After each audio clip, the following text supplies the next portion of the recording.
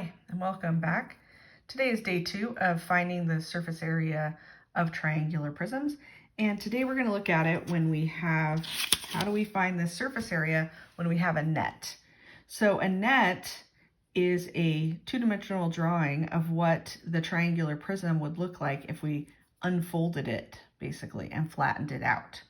So this shows us all of the faces. So yesterday we talked about these 5 faces that we have. So this is basically folding this down, folding that down, and then folding the rectangles down. And we get what is called a net.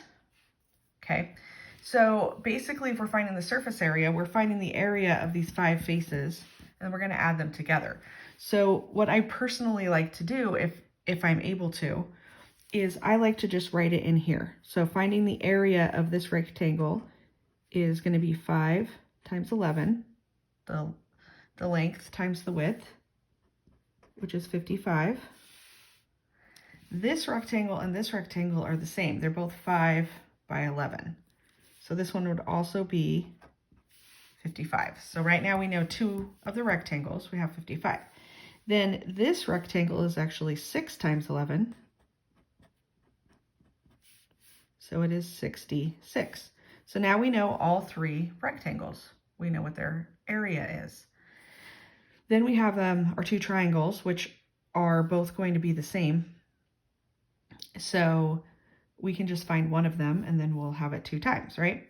So to find a triangle, the area of a triangle, we're going to do base, which is 6, times height, which is 4, divided by 2. So it's 1/2 base times height, and I just like to do divided by 2. So it would get 24 divided by 2,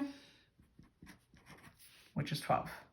So this is 12, and this is 12. So now we have our 5 faces, and we know what the area of all of them are. When we're finding the surface area, all this green area, we have to add them together.